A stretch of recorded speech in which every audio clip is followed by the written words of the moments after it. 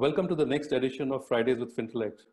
Today, I'm delighted to welcome an international expert committed to the fight against human trafficking and modern slavery, Matt Friedman, CEO of the Mekong Club based in Hong Kong. Matt was earlier the regional project manager of the United Nations Interagency Project on Human Trafficking in Thailand, before which he worked for the United States Agency for International Development in Thailand, Bangladesh, and Nepal.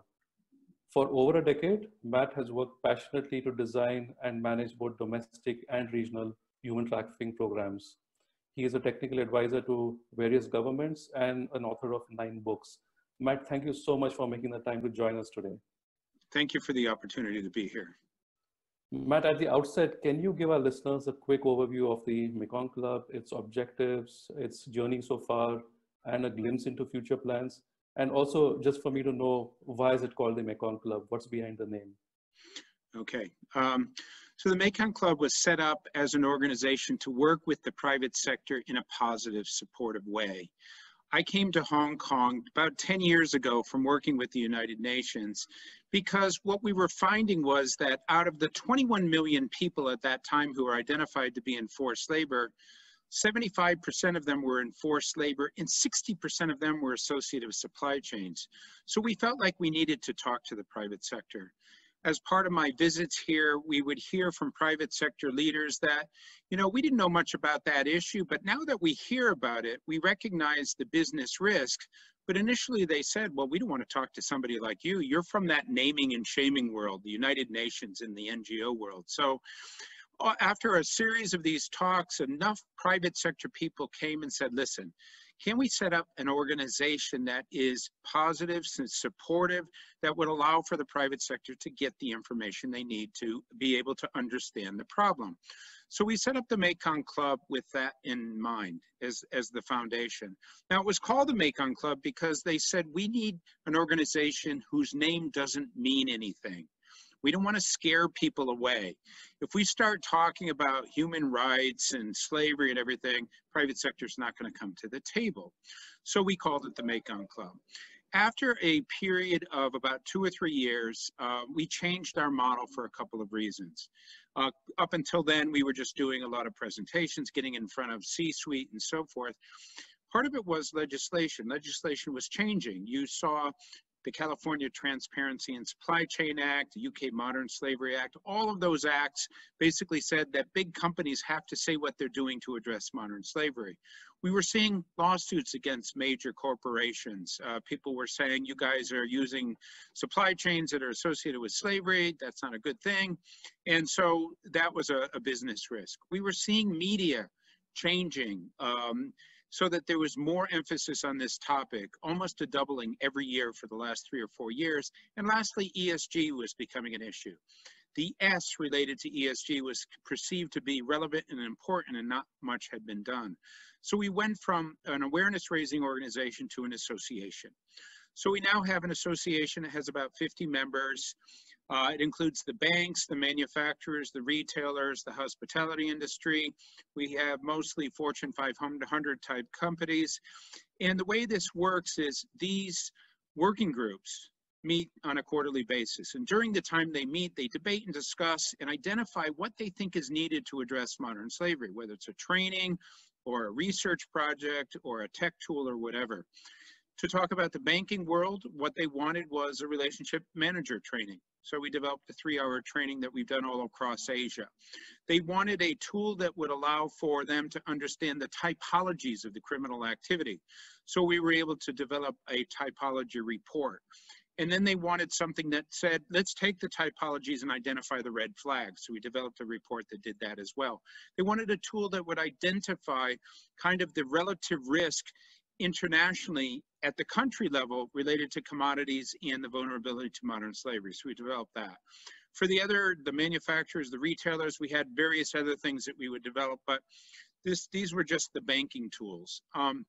So what we do is we develop these tools, give it back to the banks, and then help them through the process of identifying what they need to do to address the issue, whether it's codes of conduct, policies, due diligence, audits, anything else. So we've been doing this for about 9 years now. We have established many tools and many relationships with the banking world and with the other private sector side of things. Our expectation in the future is to continue doing this and to do it in a post-COVID arena. You know, the estimated number of slaves now is 40 million. We anticipate that that will go up significantly. And the way organizations, including banks, work on this is going to change as a result of that. Right. Matt, what has been the most challenging aspect or aspects of working in the area of modern slavery for you personally? Well, I've been working on this issue for over 35 years, and much of my early work was in countries like Nepal, Bangladesh, India. I was a public health officer working for the United States government. I was overseeing the HIV/AIDS portfolio, and we were finding girls that were 12, 13 years old that were HIV positive. Now, as you know, that part of the world is very conservative. We should not have found that disease among that age group. So when we went to go and interview them, we came to realize that many of them were tricked and deceived to go from Nepal to India to be forced into the brothels. Their initiation was to have a couple of professional rapists rape them 20 or 30 times until they just concede and do whatever they're told. They're forced to have sex with 8, 10, 12, 15 guys a day, every day for a couple of years until they get sick. And that's when I was seeing these people. And so the emotional trauma of kind of seeing many of these girls in this situation, and then also seeing men who were forced on fishing boats or sweatshops or agriculture sites, the pain, the suffering, and misery is sometimes overwhelming. And, you know, it kind of gets to you after a while, because we can't, as human beings, kind of turn some of this off. And so part of the most challenging part of it for me is to figure out how I can maintain my personal life and my semblance of normalcy when I'm surrounded by so much evil. Right. Matt, moving to, let's say, the banking industry, you know, when we speak to bank compliance officers, the first reaction that we get is usually for them to say that it is practically very difficult to detect suspicious transactions in the financial system that may be linked to crimes within the ambit of modern slavery. How can this perception be changed? Well, I mean, there was a time when drug trafficking was new to the banking world, and they probably said the same thing, and terrorism type of activities and corruption and anti-money laundering. We're just at the beginning of kind of the introduction of this particular topic. Another reason why I think a lot of bankers say that is they simply don't know much about human trafficking. I get up in front of a lot of audiences, and many of the people who I'm presenting to have very little knowledge. And so it's easy for them to say, well, you know, this is just not something that's relevant to us. As we get more specific, as we expand and improve our typologies, identification of red flags for nefarious transactions, you will see that it'll become a lot easier for people to understand things. For example, the online sexual exploitation of children. This is an issue that happens in the Philippines. It's become very publicized by some issues and problems with banks in Australia that didn't take this very seriously, and now they're being penalized as a result of it. The indicators that need to be used in order to identify this have been identified. They're available. We can run big data searches on these types of things. As we continue to refine those red flags, you'll see it much easier for banks to understand and accept the fact that this will be a regular part of what they do for anti-money laundering. Right. So, Matt, what is the Mekong Club doing to better prepare the banks? You know, I know you spoke a bit about the tools that you have in the introduction, but, you know, how are you helping them deal with the challenge of detecting and reporting suspicious behavior within their corporate customers? Well, what's happening with many of the banks that we work with now is they'll, for example, send me to, say, Sri Lanka. I won't mention the banks, but maybe I'll spend 3 days with a major bank. I'll do 1 or 2 town halls with general staff. I'll do, for manager, 2-3 hour compliance, risk assessment type due diligence training. For the directors, maybe it's a half hour, and maybe I'll spend 15 minutes with C-suite. But it's a comprehensive, very detailed type immersion And what's often interesting is that a lot of the banking people I present to initially say, well, we don't have this issue until you present it to them. And then they come back and say, oh, well, wait a minute, there's this time I saw 4 girls being brought in by this guy. He took their papers and he went and he wouldn't let us talk to them. And then there was this other time when I saw this girl that looks like she was beaten up and so forth. So they didn't recognize it because they hadn't been trained on it. Another really interesting thing is that the banking community that receives this training feels really good afterwards, that they can use their skills and their approaches to address an issue that they really feel very strongly is a terrible, horrible thing that needs to go away. And so I've had people come up to me and say, oh, I'm so proud of our bank for the fact that they're giving us this training. It makes me feel really good that I'm able to support this type of activity. And so being able to play that role is quite satisfying.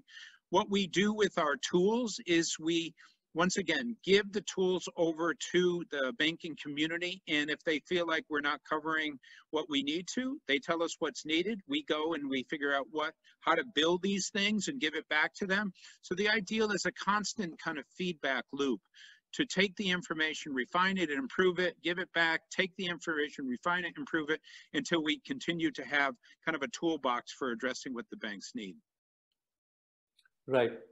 So, Matt, in most countries where modern slavery is prevalent, it seems clear that there exists a strong nexus between criminals, politicians, and maybe the police.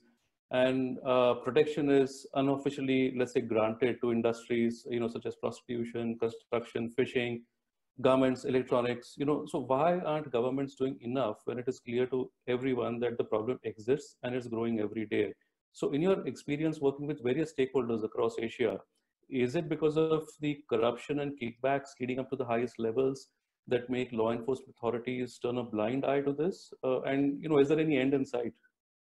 Yeah, I mean, there is obviously corruption associated with this, and there are a lot of people that can make a tremendous amount of money from this, and that will always be the case, whether it's human trafficking or drug trafficking or any other criminal activity. We use more of an opportunistic approach. There are people who are protected and you can't go after them very easily, and there are a lot of people who are not. We look for the low-hanging fruit, the people who are taking advantage of the system. They are not putting in safeguards. As a result of that, they can be easily identified, and as a result of that, we're looking for those initially. So you chip away at the total population of people who are doing these types of activities until you get a certain amount of momentum, and then people begin to feel a sense of hope. Wow, the banks can be a part of addressing criminal activities that are horrific and inhuman. And once you get that momentum, many of the banking institutions kind of get behind it, and it becomes a regular part of their overall program. So we don't feel like you can really go after corruption directly and make those systemic changes, very easily. But what we can do is to go after certain criminals who are just very vulnerable because they don't have those safeguards. And then once we do that, eventually we'll be able to sort things out in a more comprehensive way. And let me just give an example of, like, for instance, in the United States in the 30s and 40s, law enforcement and politicians and corruption was a huge part of the American business world. And then gradually over time, systems and procedures were put in place, and many of that was fixed and corrected. And that transition happens all over the world, in all countries. Right. So, Matt, recently a court in Brazil ruled in favor of publishing a, dirty list meant to identify companies that are engaged in modern slavery or slave labor. What do you think of this initiative, and do you think it's replicable in other countries? The difficulty that I have with the naughty list or the dirty list is that there are some organizations that are selected because of their size, and then they are pointed out as being organizations that are doing the wrong thing, when in fact there are a lot of organizations that may be doing exactly the same thing, but nobody's ever really looked at them. So I look at, instead of a boycott that says don't work with an organization because they're bad, a boycott, which is the opposite of that, that demonstrates that an organization is doing everything humanly possible to protect their business and their investments and to ensure that there are no human rights or modern slavery issues associated with it, and then to say, work with this organization because they're doing the right thing. So until we can get to a point where everybody can be objectively determining whether or not they're good or they're not good, it's really unfair to put certain organizations on that list because they just happen to be the ones that people shine the light on it. So that's the approach that I tend to use. Right, right. So, Matt, the Fintelekt community consists mainly of banks, regulators, FIs, technology and consulting firms across Asia. So, in closing, what would your advice be to our community in terms of maybe tangible steps they should take to help stop modern slavery and support the efforts of the Mekong Club, NGOs, and so many other, what I would call do-gooders, like yourselves? Well, let me end with a story. I was in Washington, D.C. at the American Banking Society. I did a presentation. This guy comes running up to me afterwards and says, I need to talk to you. So he pulled me off to the side and said, I want to tell you a story. I was taking my family from one side of the United States to another. We got halfway there. We pulled into a motel. I tucked in my two daughters, teenage daughters, and my wife, and I went out to get some food. And as I was leaving, I saw this 14-year-old girl being dragged into a room. Clearly, it was a forced prostitution type situation. I was very bothered. I had teenage daughters. I went to the manager not knowing if anything would happen. 20 minutes later, a police car came. 20 minutes after that, this guy was taken out in handcuffs. Another car came, not a police car, like a shelter car, and they took the girl and they drove her away. And I wanted to tell you this because it was a milestone in my life. I felt so proud of myself, so good. And so I turned to him and I said, well, what is it that you do? And he says, well, I'm a banker. And I said, well, I get that. You're at a banking conference. I mean, what do you do within banking? And he says, well, I work on anti-money laundering. And I said, well, do you address modern slavery cases? He says, yeah, all the time. So I looked at him and I said, dude, you do this every day. Basically, by what you do, you are able to get the suspicious transaction reports, give them off to law enforcement, help to sensitize law enforcement to the fact that these things happen. You may not see it in the front line in terms of what happens, but you're contributing to making the world a better place. This was an epiphany for him. So I told this story at the Singapore Banking Association meeting in front of 700 people. Must have had 50 people come up to me afterwards and say, wow, I'm glad you said that to us because we see our job as very ordinary and boring and not very exciting, but you said we were heroes and that makes us feel good. So the point I'm making is that it's heroic what banks can do in order to address these criminal activities. They can do things that nobody else can do. They can identify these financial transactions. They can determine whether they're nefarious. They can shut them down. And in some ways, the banks have the potential to have more of an impact on addressing modern slavery than the rest of the world. And the reason why this is important is that out of the 40 million people in modern slavery, last year, the world, with all the NGOs, United Nations, and governments combined, only helped 0.2% of the victims.